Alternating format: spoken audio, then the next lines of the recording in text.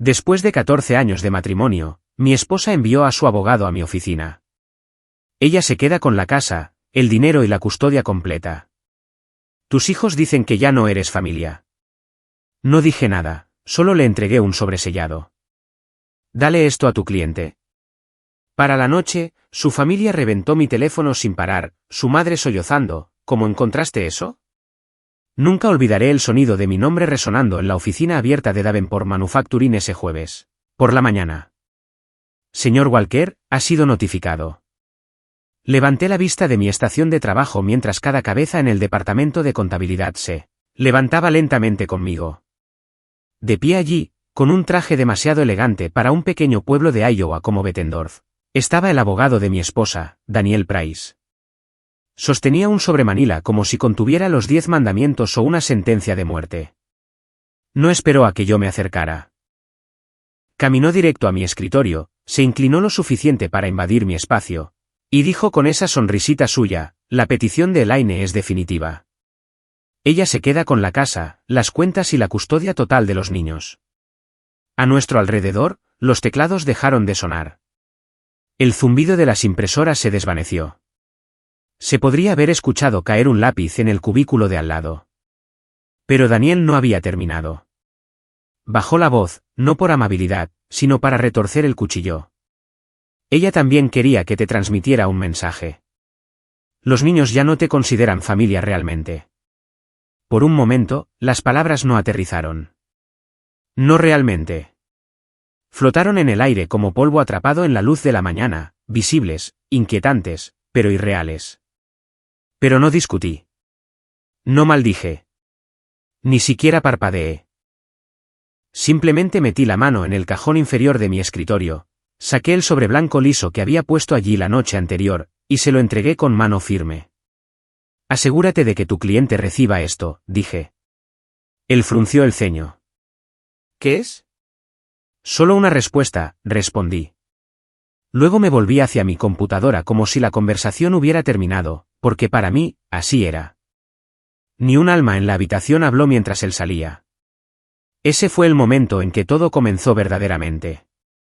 No llegas a los 57 años sin aprender algunas cosas sobre la gente, cómo cambian, cómo se esconden, cómo se justifican las cosas ante sí mismos.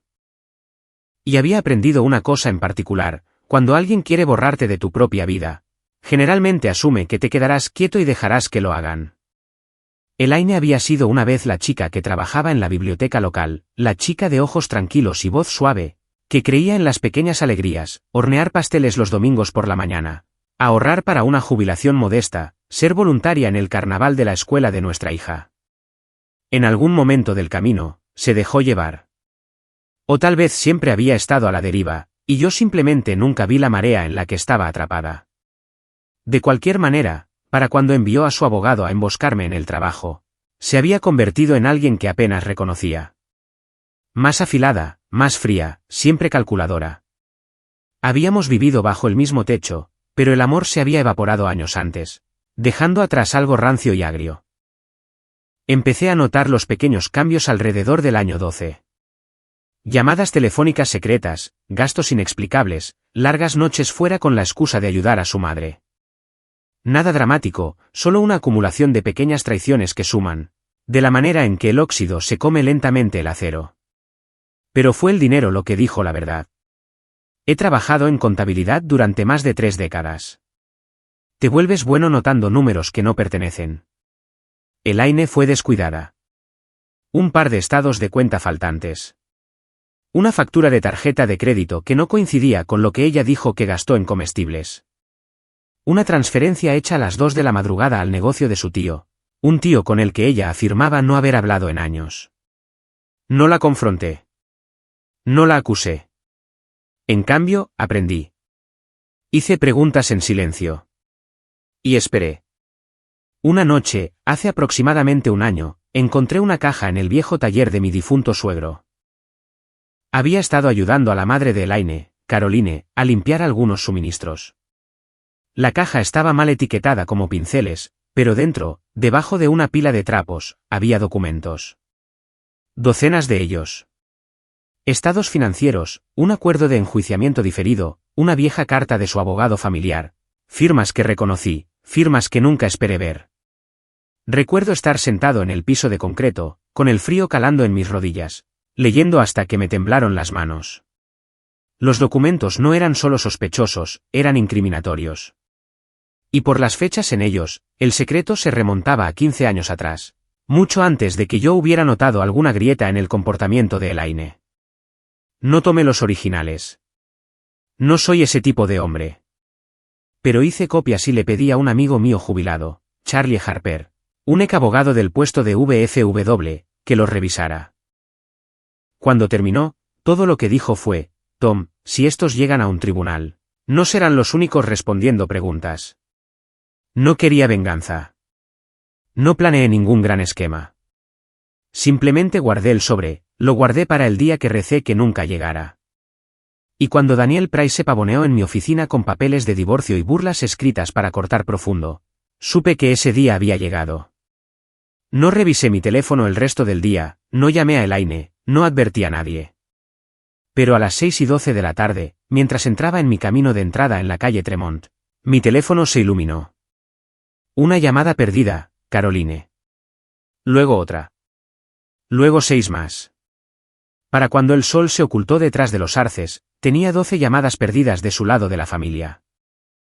Habían abierto el sobre, y la traición silenciosa que comenzó hace 14 años finalmente estaba volviendo a casa para pasar factura. Si le hubieras preguntado a alguien en Bettendorf sobre nosotros durante nuestros primeros años de matrimonio, habrían dicho que Elaine y yo éramos estables, ordinarios, el tipo de pareja a la que saludas en el pasillo del supermercado y piensas que tienen su vida resuelta. Y por un tiempo, tal vez lo hicimos. Compramos nuestra modesta casa de 2 niveles en la calle Tremont el año después de que naciera nuestra hija Maggie. Nuestro hijo Joshua llegó 3 años después. Nunca fuimos ricos, pero yo tenía un buen trabajo en contabilidad en Davenport Manufacturing, y Elaine trabajaba a tiempo parcial en la biblioteca. Nuestros fines de semana eran desayunos de la iglesia, juegos de tébol, velas de cumpleaños y paseos de verano a lo largo del Mississippi. Eso es lo que hace que la traición sea tan peculiar. Rara vez comienza con fuegos artificiales o gritos. Más a menudo, llega silenciosamente, como una corriente de aire que se desliza por una ventana que pensabas que estaba cerrada herméticamente. Fue alrededor del año 12 cuando golpeó la primera brisa fría. Elaine se distrajo, no cruel, no abiertamente hostil, solo sutilmente inalcanzable. Dejaba su teléfono boca abajo en la encimera de la cocina cuando antes nunca le importaba quién viera su pantalla. Se unía a su madre para recados que duraban 4 o 5 horas sin explicación. Pequeñas cosas que no sonaban sospechosas cuando se decían en voz alta, pero que se vivían de manera diferente en el cuerpo. Una noche, mientras Maggie glaseaba pastelitos en la isla de la cocina, preguntó: «Papá, ¿por qué dice mamá que le debemos dinero al tío Richard?» Pensé que no le debíamos nada a nadie. Recuerdo congelarme con un paño de cocina en la mano. «No debemos», dije con cuidado. «¿Por qué te dijo eso?» «Dijo que no me preocupara por eso», respondió Maggie, encogiéndose de hombros, y luego volvió directamente a su glaseado. Fue un momento tan pequeño, pero se me quedó grabado como una astilla bajo la piel. Fácil de ignorar por un tiempo. Imposible de olvidar. Elaine le restó importancia más tarde, diciendo que le había comunicado algo mal a Maggie y que no quería que yo le diera demasiadas vueltas. Esa expresión, dar demasiadas vueltas, es lo que la gente dice cuando quiere que te sientas tonto por notar la verdad. Pero no presioné. He pasado mi carrera revisando finanzas, y sé que los números cuentan la historia que la gente trata de ocultar. Así que, en lugar de discutir con Elaine, comencé a prestar atención a los patrones. Un retiro de $900 un lunes. Una transferencia de $1,400 a las 2:17 de la madrugada a cargos de tarjeta de crédito en Des Moines en noches que ella afirmaba estar visitando a su madre. Aún así, mantuve la calma. Los hombres de mediana edad no entran en pánico como lo hacen los hombres más jóvenes. Hemos pasado por sustos laborales, enfermedades familiares, recesiones. Aprendemos a observar antes de actuar. Pero el punto de inflexión llegó un sábado cualquiera a finales de septiembre. Uno de esos días en que el aire huele a hojas secas y el cielo parece lavado y limpio. Caroline, mi suegra, llamó necesitando ayuda para sacar algunas cajas del viejo cobertizo de carpintería detrás de su casa. El lugar había sido construido por su difunto esposo, un hombre meticuloso que guardaba cada recibo que tocaba. Mientras levantaba un conjunto de contenedores de almacenamiento polvorientos, noté uno etiquetado como pinceles, pero la caja era demasiado pesada para pinceles. Dentro, debajo de una pila de trapos de tela, había una gruesa pila de documentos atados con gomas elásticas. Podría haberlos dejado a un lado sin pensarlo dos veces, si no fuera por la hoja superior. Un membrete de una oficina de abogados en Des Moines fechado 15 años antes, haciendo referencia a un acuerdo condicional de no enjuiciamiento. Mis manos se enfriaron. Me senté en el piso de concreto, limpié el polvo de la primera página, y leí. En cuestión de minutos, quedó claro que alguien en la familia de Elaine había estado involucrado en un caso significativo de mala conducta financiera años antes de que yo la conociera. Y basándome en las firmas, la de ella, la de su madre y la de su tío Richard, no fueron testigos pasivos. Fueron participantes. Me obligué a mantenerme firme. Los años en contabilidad te enseñan que el pánico nubla los detalles. No retiré los documentos. No confronté a Caroline ni a Elaine. En cambio, cuando llegué a casa, escaneé lo que recordaba, nombres, fechas, el número de caso, y solicité discretamente los registros públicos asociados con el asunto. Te sorprendería lo que permanece desapercibido en los archivos del condado. Cuando llegaron las copias por correo, las llevé directamente a mi viejo amigo, Charlie Harper. Charlie ejerció la abogacía durante 40 años antes de retirarse para jugar Cribbie en el VFW. Él lee textos legales de la manera en que la mayoría de los hombres leen estadísticas de béisbol. Estudió los archivos durante una hora antes de finalmente dejarlos. Tom, dijo suavemente. Esto es peor de lo que piensas. Si esto alguna vez ve la luz del día, mucha gente va a estar respondiendo preguntas. Tu esposa incluida. Le di las gracias. Me fui a casa. Metí el material en un sobre y lo puse en el cajón de mi escritorio en el trabajo. Y luego esperé. Había esperado, verdaderamente, no necesitarlo nunca. Pero una cosa que las personas mayores entienden mejor que nadie. La vida tiene una forma de poner a prueba las cosas que más intentas proteger. 14 años de matrimonio, 2 hijos, una casa construida con sudor y paciencia. Habría trabajado a través de cualquier cosa con Elaine. Cualquier cosa excepto el engaño. Así que cuando su abogado entró en mi oficina ese jueves por la mañana, con una sonrisa burlona tallada en su rostro, y declaró que ella se quedaría con la casa, el dinero y ambos niños, no me tomó por sorpresa. Estaba preparado. El sobre que le di no era una amenaza. Era la verdad. Y en el fondo, creo que Elaine y su familia siempre temieron el día en que alguien lo encontrara.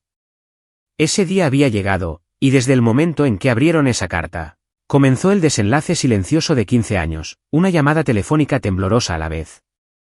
Para cuando crucé la puerta de mi casa esa noche, la casa se sentía antinaturalmente quieta. No tranquila, sino inmóvil. El tipo de quietud que notas después de una tormenta cuando el viento se detiene, y cada sonido parece estar esperando a que caiga el otro zapato. Dejé mis llaves en la mesa por costumbre, pero incluso ese pequeño tintineo resonó más fuerte de lo que debería en un hogar que siempre se había sentido vivido. Mi teléfono vibró de nuevo. Caroline, 14 llamadas perdidas. Richard, 3 llamadas perdidas. Números desconocidos, demasiados para contar. No respondí a ninguno de ellos. Calenté el estofado sobrante, me senté a la mesa de la cocina y comí despacio. Cuando tienes 57 años, aprendes a dejar que el momento se asiente antes de decidir qué hacer con él. El pánico nunca ayudó a nadie de mi edad, y no estaba a punto de empezar ahora. A mitad de la cena, el teléfono se iluminó de nuevo. Esta vez era un mensaje de voz. Le di a reproducir. Tom, cariño, por favor llámame. Por favor, tenemos que hablar. Por favor, por favor. La voz de Caroline se quebró, no de ira, sino de algo peor, miedo. Me recosté en mi silla y miré el techo. Sabían que el sobre había sido abierto. Lo que pasa con los secretos es que la gente asume que permanecen enterrados solo porque nunca miran al suelo. Pero la verdad no desaparece solo porque es inconveniente. Y una vez que encontré esos documentos en el cobertizo de carpintería, todo sobre los últimos 15 años tuvo perfecto sentido. Recuerdo la noche que le llevé las copias a Charlie. Nos sentamos en su estudio tenuemente iluminado, rodeados de estantes llenos de libros de casos, recuerdos de béisbol y una vieja bandera estadounidense enmarcada del servicio de su padre. El olor a tabaco de pipa se adhería a todo, aunque no había fumado en años. Charlie se ajustó las gafas de lectura, entrecerró los ojos ante los papeles y dijo: «Tomemos esto pieza por pieza». Explicó el acuerdo. Hace 15 años, Richard, el tío de Elaine, había estado involucrado en un esquema financiero que desviaba fondos de pequeños inversionistas comerciales.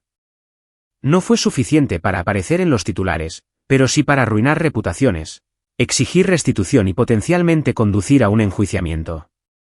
Pero había un detalle que hacía que todo el lío fuera personal.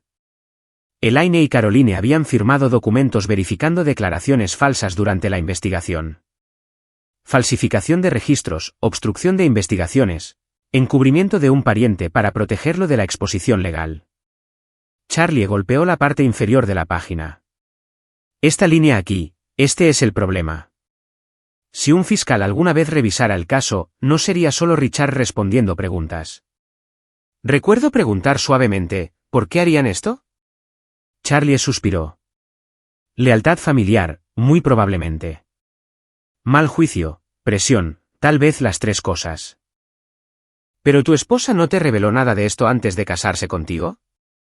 Sacudí la cabeza. Ni una palabra. Dejó los papeles y cruzó las manos. Tom, lamento decir esto, pero si tu matrimonio alguna vez colapsa en una pelea legal, ese documento se convierte en ventaja. Una ventaja pesada. No porque lo usarías para lastimarlos, sino porque saben que cualquier tribunal preguntará por qué mintieron en primer lugar. Fue entonces cuando decidí que nunca lo usaría como arma, pero tampoco dejaría que me tomaran por sorpresa. El sobre permaneció enterrado en el cajón de mi escritorio durante más de un año. Esperaba, verdaderamente esperaba, que las cosas cambiaran, que Elaine y yo pudiéramos desenredar lo que había anudado nuestro matrimonio, que pudiéramos volver a ser quienes solíamos ser. Pero cada mes traía nueva distancia, nuevas excusas, nuevos retiros de nuestra cuenta conjunta y de nuestra vida juntos. Ella se había sentido cómoda creyendo que podía moldear la realidad como quisiera, financiera, emocional e incluso legalmente. Y luego llegó la visita de su abogado. La sonrisa burlona. La afirmación de que ella se llevaría todo. La línea cruel sobre que los niños ya no querían mi nombre. Ese fue el momento en que supe que ella ya no estaba a la deriva. Se había ido. Y lo único que quedaba por hacer era protegerme de las consecuencias que ella había invitado. Alrededor de las 8:45 de esa noche, mientras estaba sentado en el porche con una taza de café enfriándose en mis manos, mi teléfono sonó de nuevo. Esta vez, contesté. ¿Tom? La voz de Caroline temblaba. Estoy aquí, dije. Tú. Tuviste esos papeles. Sabías sobre esto. No estaba enojada. No estaba a la defensiva. Sonaba como una mujer parada al borde de un acantilado, mirando hacia un camino que esperaba que nunca volviera a surgir. Lo hice, dije. Durante más de un año. Oh, Dios. Ella rompió en sollozos. Tom, fuimos presionados. Pensamos que era la única manera de mantener unida a la familia. No puedes dejar que esto salga a la luz. No puedes. Si el tribunal ve algo de eso. Tom, por favor. Ella no llamaba por sí misma. Llamaba porque sabía lo que esto significaba para Elaine. Caroline, dije suavemente. No le he enviado nada a nadie. No he presentado nada. No expuse nada. Hubo un largo silencio. Pero Elaine, susurró ella no sabe qué tan profundas son las consecuencias. Dejé escapar un lento suspiro. Ella debió haber pensado en eso antes de intentar quitarme a mis hijos. Caroline lloró suavemente. Por favor, hablemos en persona mañana por la mañana. Por favor. No prometí nada. Tampoco amenacé con nada. Simplemente dije, ya veremos. Cuando colgué, observé las luces de los autos que pasaban reflejarse en el pavimento mojado. La noche se sentía pesada, pero no aterradora. Más bien como un ajuste de cuentas largamente atrasado. La verdad no era mía para crearla, pero era mía para sostenerla. Y ahora finalmente entendían eso. Caroline no fue la única que intentó contactarme esa noche, pero fue la única voz que elegí escuchar. Después de su llamada, puse mi teléfono boca abajo y dejé que el resto de los mensajes se acumularan por sí solos. No necesitaba escuchar el pánico para entenderlo. Algunas emociones llevan el mismo tono sin importar quién las hable. Por la mañana, el aire de otoño tenía ese mordisco agudo que adquiere en Iowa cuando las estaciones finalmente se deciden. Cuando salí al porche delantero, el viento traía el olor a hojas húmedas y humo de chimenea distante. Una mañana tranquila, casi pacífica. Me serví una taza de café y me senté afuera viendo despertar al vecindario, paseadores de perros, autobuses escolares, una pareja jubilada paseando con sus termos matutinos. Era un día normal para todos los demás, pero no para la familia de Elaine. Alrededor de las 7:20 de la mañana, vi un sedán plateado familiar detenerse lentamente frente a mi casa. Elaine salió primero, con el abrigo apretado alrededor de la cara, pálida de una manera que no había visto desde el funeral de su padre. Detrás de ella venía Caroline, con los ojos bordeados de rojo. Se quedaron juntas en la acera por un momento, reuniendo valor antes de caminar por el sendero hacia el porche. No me levanté. No me moví. Había pasado años ajustándome a sus estados de ánimo, sus cambios, sus tormentas. Pero hoy no. Tom, dijo Elaine suavemente. Su voz no tenía su filo habitual. Era plana, frágil, como vidrio que podría romperse en cualquier segundo. Asentí. Buenos días. Ella vaciló. ¿Podemos entrar? No, dije simplemente. Podemos hablar aquí. Ella parpadeó, desconcertada. A Elaine nunca le gustó que le negaran nada. Ni asientos, ni explicaciones, ni control. Pero no discutió. Hoy no. Caroline dio un paso adelante primero. Tom. Abrimos el sobre. Su voz temblaba. ¿Me lo imaginé? La mujer mayor se retorció las manos. Tú. Tienes que entender. Hicimos lo que pensamos que era correcto en ese momento. Richard enfrentaba cargos reales. Nos decían que la familia podría desmoronarse, que las reputaciones podrían arruinarse. Sí, dije con calma. Eso es generalmente lo que sucede cuando la gente comete delitos. Los ojos de Elaine brillaron. No fue así. No entiendes. Entiendo perfectamente, interrumpí. Mi tono se mantuvo nivelado, de la manera en que lo hace cuando has cargado con la decepción el tiempo suficiente para que pierda su calor. Entiendo que mintieron. Entiendo que lo escondieron. Y entiendo que esperaban que nunca volviera a surgir. Elaine tragó saliva. Tom, por favor. Si esto sale a la luz. No le he mostrado nada a nadie, dije. Tú sabes eso. Caroline se acercó más. Pero tu carta, Tom.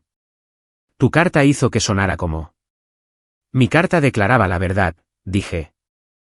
Antes de que tu abogado y mi esposa intentaran despojarme de todo en mi vida, mi hogar, mis ahorros, mi relación con mis hijos, quería asegurarme de que todos recordaran cómo se veía realmente la verdad.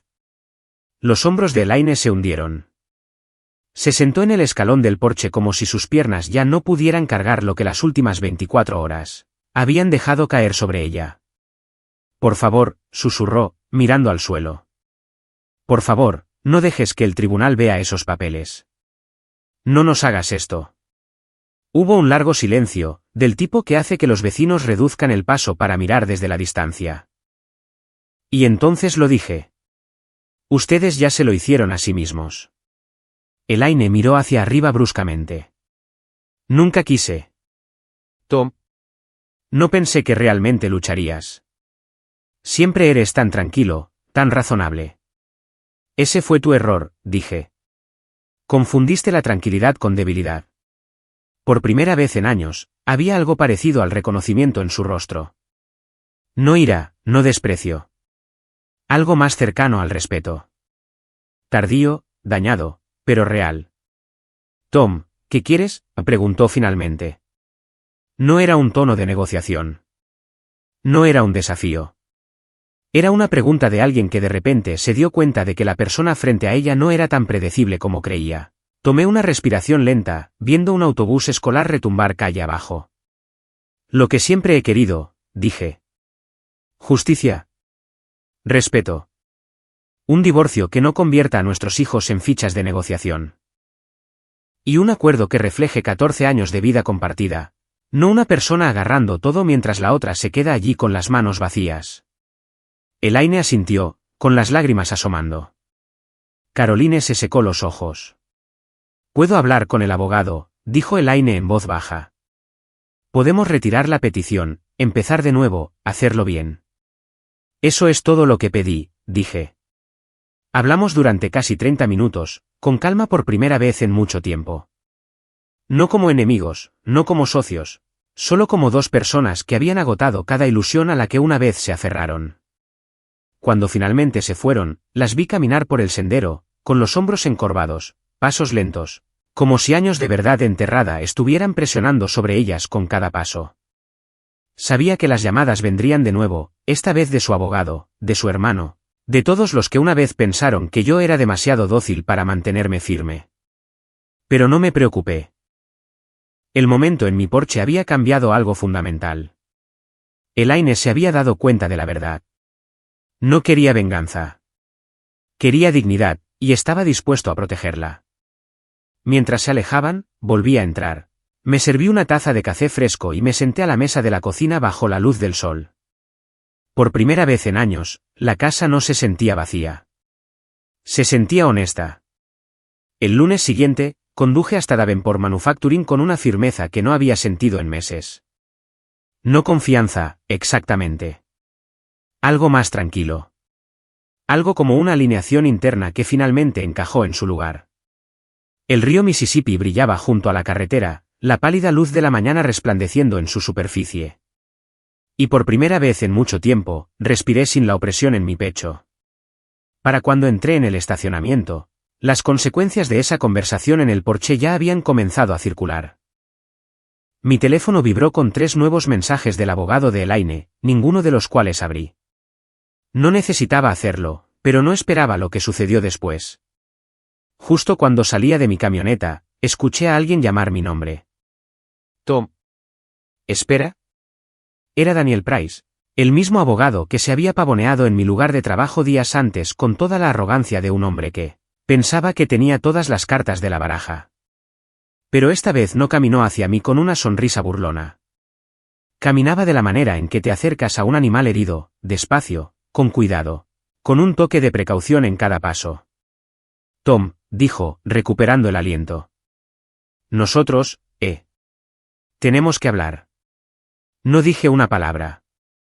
Dejé que le hablara al viento de principios de octubre, al crujido de las hojas, al retumbar distante de los camiones moviendo carga a lo largo del río.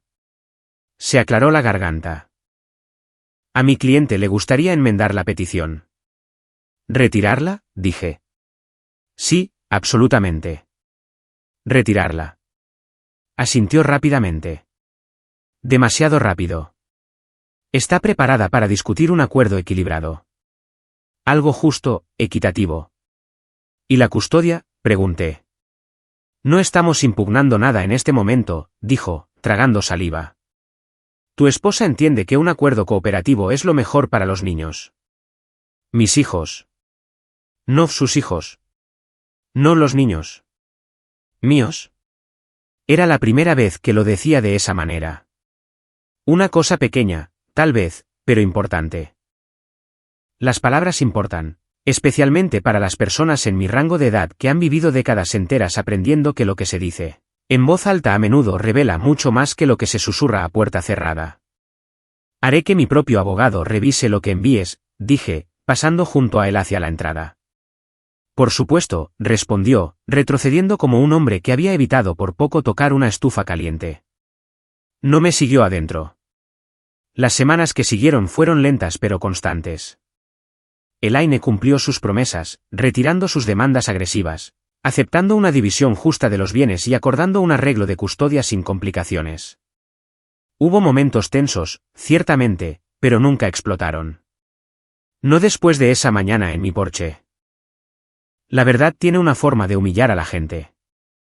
Una tarde a mediados de noviembre, nos reunimos en el Tribunal del Condado de Johnson, nuestra última reunión antes de firmar los papeles del acuerdo.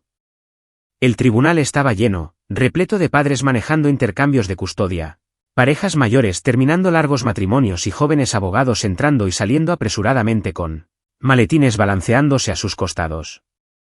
Elaine se sentó frente a mí, con las manos cruzadas, mirando la mesa.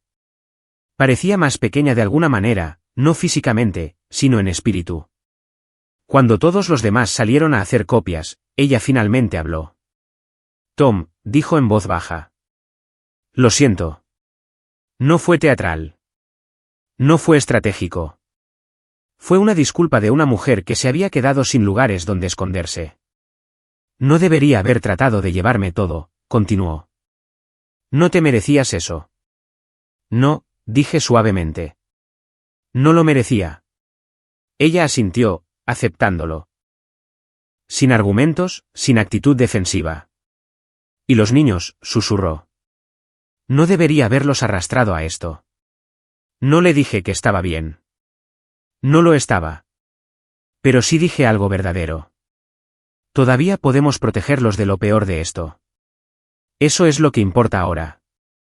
Ella me miró, y luego realmente miró, no como a un rival, no como a alguien a quien quería derrotar, sino como al hombre en el que una vez había confiado lo suficiente como para construir una vida. Gracias, susurró.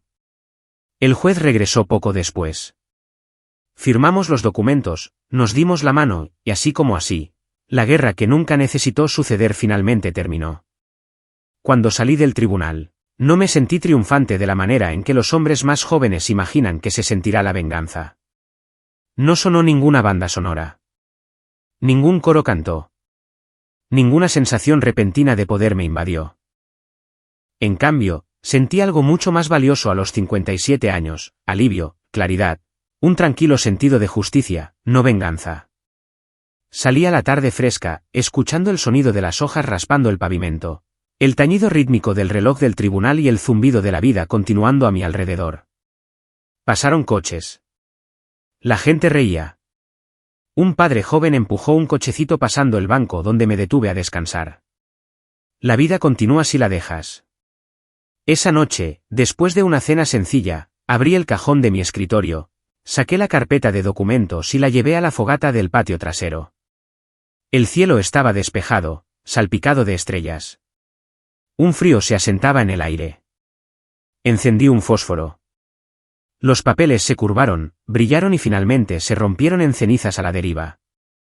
Algunas verdades sirven un propósito. Otras solo sirven al pasado. Y yo había terminado de vivir en el pasado.